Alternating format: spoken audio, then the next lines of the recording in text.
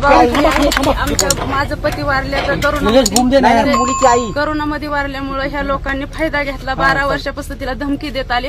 त्या दबावाखाली ती आज आमच्याकडे पाहत सुद्धा नाही. ती दबावाखालीच आहे आणि ते त्यांच्याकडे जर मुलगी गेली तर आम्ही इथंच आत्महत्या करणार आहे. त्यांच्याकडे मुलगी गेलीच नाही पाहिजे ना. आम्हाला कुणाचं सहकार्य सुद्धा पोलिसांचं नाही, कुठल्या मंत्र्याचं नाही, कुणाचं सहकार्य नाही, काय नाही. त्याच्यामुळे आम्ही इथंच आत्महत्या करणार आहे. पोलीस आता काय सांगताय? तुम्ही समोर भेटल्या तुमच्या मुलीला? कोर्टात नेणार, कोर्टात चला. मुलीशी काय बोलणं झालं? काय नक्की म्हणते ती? काय झालं होतं? ती फक्त यायचं नाही म्हणते. कुठे यायचं नाही? आईसोबत. का म्हणजे आतापर्यंत जे तुम्ही तक्रार दिलेली आहे त्यानुसार पोलिसांनी तक्रार घेतली, मिरची पावडर टाकली, हे सगळं झालं, पण ती सांगते ती असं काही झालंच नाही. मिरची पावडर टाकली बी होती. माझ्याच डोळ्यात, माझ्या मुलाच्या डोळ्यात गेली. मिरची पावडर टाकून त्यांनी दांडकं काढून माझ्या उघडून इथं मांडीला मारून त्यांनी मुलगी उचलून टाटा एसी मध्ये फेकून लगेच पळवली गाडी.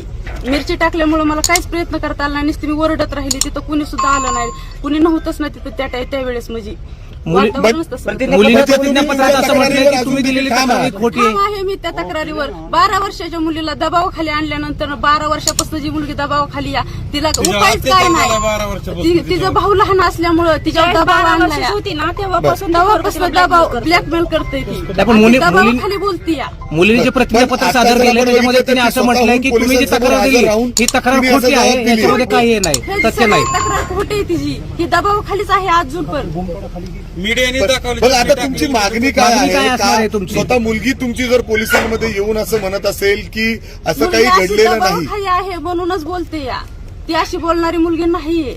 बर, दबावाखाली आहे. त्यांनी गैरफायदा घेतला आमच्या घरात गडी माणूस नसल्यामुळं. कुणाचा दबाव आहे? कुणाचा दबाव? ते झहीर शेख यांच्या दबावाखाली बोलते ती. त्यांच्या सपोर्ट आहे ती. म्हणजे ती त्यांचं चुलता ह्यांच्या सपोर्ट आहे त्यांचं. तुमची भूमिका काय?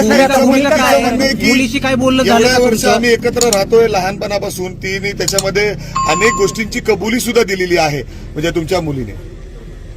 तुम्हाला माहित नव्हतं का? कल्पना होती का हे असं सगळं सुरू आहे याची कल्पना होती का? स्पष्ट दिसते ना. अत्याचार झाला 12 वर्षापासून. जी मुलगी दबावाखाली म्हणल्यानंतर तिला ब्लॅकमेल केलं जातंय ना, त्याच्यामुळे त्यांनी फायदा घेतला. 21 वर्षाची होऊन दिली आणि आता तिला बरोबर ब्लॅकमेल केलं ना. आणखी मुलीने प्रतिज्ञापत्रात असं म्हटलंय की काही प्रेम प्रकरणाचा विषय आहे तो तुम्हाला तुमच्या कानावर घातला होता. अनेक हिंदू संघटना तुमच्या मुलीने हा जो काही प्रकार आहे तुमच्या कानावर घातला होता असं प्रतिज्ञापत्रात नमूद केलंय. आम्हाला सहमतच नाही कुणाच. त्याच्यामुळे आम्ही इथंच आत्महत्या करणार आहे. कुठल्या पुढाऱ्यांची नाही, कुठल्या पोलिसांची नाही, काय नाही. मुलीने पण प्रतिज्ञापत्रात नमूद केलंय तुमच्या